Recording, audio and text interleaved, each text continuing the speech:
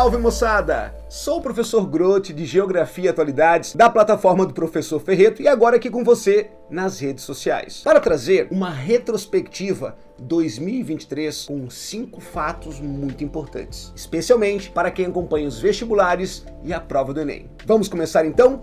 Fato de número 1: aquecimento global e fenômeno El Niño, a química que gerou o ano mais quente já registrado. Segundo o coordenador-geral do INPE, Gilvan Sampaio, nós temos o ano mais quente já registrado desde o século XIX, onde temos aferições mais precisas desde a era pré-industrial. Uma soma do El Niño, onde há um aquecimento anômalo das águas do Pacífico Equatorial, afetando toda a circulação atmosférica e a dinâmica oceânica também, somado ao que já vinha ocorrendo com o aquecimento global. Uma das grandes preocupações são os eventos extremos, as mudanças climáticas. Na Líbia, no norte do país, com a tempestade Daniel, precipitou em 24 horas o que era previsto para um ano e meio, devastando a cidade de Derna, rompendo com as estruturas de 25% das construções. Outro caso muito marcante de evento extremo foi o litoral norte de São Paulo, com São Sebastião, onde no único fim de semana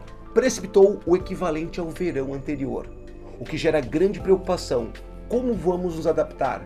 Como conseguiremos prever e também mitigar estes fenômenos? O El Niño, que no segundo semestre, finalzinho, já começou a ser reconhecido pelos meteorologistas como um super El Niño, pois na sua parte centro-leste as águas já ultrapassavam uma temperatura acima de 2 graus dos padrões de normalidade, o que gera uma grande preocupação no Brasil, pois já estamos sofrendo a consequência durante o ano de toda essa circulação alterada da atmosfera. Chuvas em excesso no sul do Brasil, enchentes, mortes, Rio Grande do Sul, Santa Catarina especialmente. Já no norte e nordeste, falta de chuvas, uma seca que já coloca muitos municípios em estado de emergência. O fenômeno deve perdurar ainda pelos primeiros meses de 2024, por isso é importante ficar atento, para nos ajustarmos e tentar compreender melhor e lidar com todas as consequências que vem trazendo. Vamos então agora ao fato de número 2, os movimentos de massa.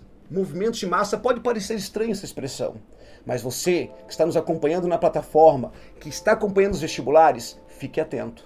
2 casos muito importantes: São Sebastião, com os escorregamentos, deslizamento de terra, e com a subsidência em Maceió. O caso Maceió não é recente. O caso São Sebastião ocorreu em fevereiro deste ano. Vamos entender melhor o que são movimentos de massa. São deslocamentos gravitacionais, movimentos gravitacionais pela mobilização de solos, sedimentos, vegetação, rochas em costas abaixo, normalmente potencializados pela ação da água, onde, no caso de São Sebastião, as forças de resistência acabam perdendo ali o atrito com a rocha devido à declividade do terreno e o elevado volume de chuvas. Lembrem, movimentos de massa são movimentos que podem ocorrer naturalmente pelas condições geológicas, geomorfológicas, vegetação e a própria ação do clima. Mas a ação humana potencializa o fenômeno. Um corte mal feito para uma estrada, vazamentos de água e, em nosso caso no Brasil, a região litorânea conhecida como domínio dos mares de morros, com relevo acidentado, e a nossa segregação socioespacial, que faz muitas famílias morarem em áreas suscetíveis aos deslizamentos, potencializa o fenômeno. A falta de planejamento, de boa drenagem da água da chuva. Então é um fenômeno que ocorre naturalmente, mas é potencializado pela segregação do nosso país, pela desigualdade e pelo déficit habitacional. Por isso, acabamos perdendo muitas vidas praticamente todos os anos em virtude destes movimentos de massa. No caso de São Sebastião, escorregamentos, deslizamento de terra. Já em Maceió, o fenômeno tomou outra característica, porque são vários movimentos de massa. Se você lembrar, há um pouco mais de um ano, em Capitólio, Minas Gerais, um bloco rochoso tombou sobre embarcações. É um tipo de movimento de massa, o tombamento. Tem o rolamento de rochas, os deslizamentos de terra como Petrópolis 2022, São Sebastião 2023 e o caso de Maceió, onde a extração de salgema no subsolo pela empresa Braskem acabou deixando o terreno instável e ocorrendo a subsidência, onde o terreno cede, colapsa, também deixando algumas rupturas que condenou milhares de casas. em bairros da cidade. E o ano foi marcado por outro fenômeno da geologia terrestre. Diferente do Brasil, onde atuam muito mais as forças exógenas, como a chuva sobre o relevo, tivemos o caso do terremoto de 7,8 na escala Richter na Turquia. Uma região mais ao sul do país chamada Falha da Anatólia Oriental, que não tinha uma atividade sísmica dinâmica consistente nesta magnitude há mais de 200 anos. E muitas estruturas não estavam preparadas para os códigos de segurança quanto aos terremotos, tanto na Turquia quanto na já devastada Síria. Lamentavelmente, mais de 50 mil mortos. Tema de número 3, a questão indígena no Brasil. Tudo começa quando, no início do ano, o Ministério da Saúde declara emergência em saúde pública de importância nacional, a crise sanitária do povo Yanomami, na região do extremo norte do Brasil, Roraima, Amazonas, também apanhando o território da Venezuela. O que ocorreu? Uma crise sanitária em virtude da elevação dos casos de malária, muitas mortes, desnutrição, pneumonia e contaminação dos rios por mercúrio. Tudo isso a partir de uma desestruturação da região pela ocupação dos garimpeiros, garimpo ilegal. Em dezembro de 2022, a área atingida pelo garimpo ilegal já somava 5 mil hectares, um aumento de 300% em relação a 2018. Neles, garimpeiros desestruturavam as plantações, afastavam os animais e roubavam equipamentos usados em cultivo, além de ocupar áreas de agentes de saúde, deixando o povo desamparado e, por isso, esse caso tão grave de emergência nacional. Cabe lembrar que temos outro tópico muito importante da questão indígena, mas este ainda terá novos desdobramentos que você deve acompanhar ao longo dos próximos meses. O chamado marco temporal. O direito dos indígenas da terra está garantido pela Constituição de 1988, mas os ruralistas lançaram a proposta de uma análise, já chamada tese do marco temporal, que diz o seguinte: é uma tese jurídica segundo a qual os povos indígenas têm direito de ocupar apenas as terras que ocupavam ou já disputavam em 5 de outubro de 1988, data da promulgação da Constituição. No entanto, na análise do STF, Supremo Tribunal Federal, a Constituição de 1988 define em seu artigo 231 que os povos indígenas têm direitos originários às terras que tradicionalmente ocupam. Assim, o STF derrubou a tese do marco temporal, afirmando que esse direito originário remete ao período anterior à formação do Estado brasileiro. Mas no parlamento, a vitória dos ruralistas, que definiu a tese do marco temporal, que deveria garantir somente aquelas terras ocupadas após a promulgação da Constituição. O presidente da República vetou a análise do Senado. Portanto, ainda temos todo um imbróglio jurídico-político para ocorrer nos próximos meses. Fique atento. Fato de número 4, conflito Hamas-Israel.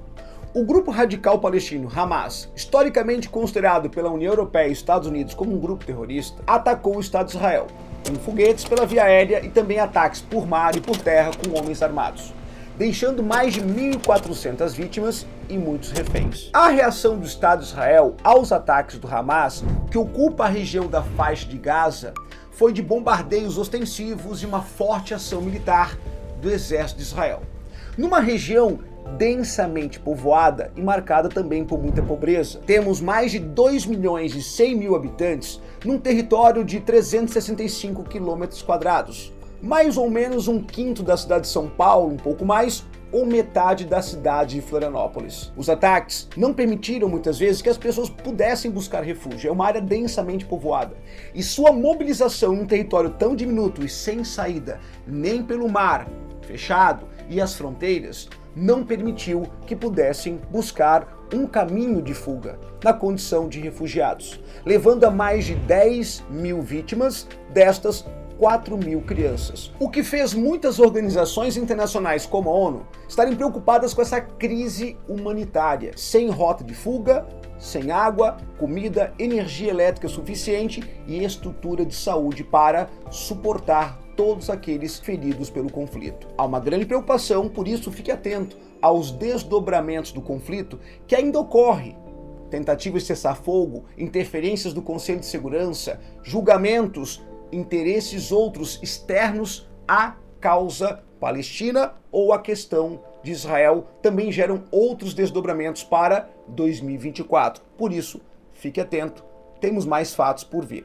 Para encerrarmos nossa retrospectiva, temos algo que apareceu já em muitos vestibulares pelo país em 2023 e possivelmente em 2024, a divulgação dos dados do Censo 2022. Um retrato da população brasileira, tão importante para a definição de políticas públicas. Quem somos, como vivemos, é tão importante pensarmos a nossa população. Os dados são bem interessantes e surpreenderam muitos especialistas. Um dos dados é a taxa de crescimento que foi muito abaixo do esperado. De 190 milhões no censo 2010, o país chegou a 203 milhões, com uma taxa de crescimento anual que foi a menor já registrada na história. Da história de todos os censos, desde o primeiro censo de 1872. Com 0,52% de crescimento, surpreendeu até mesmo os especialistas, que esperavam um pouco mais. Isso reflete a baixa taxa de natalidade do país e de fecundidade.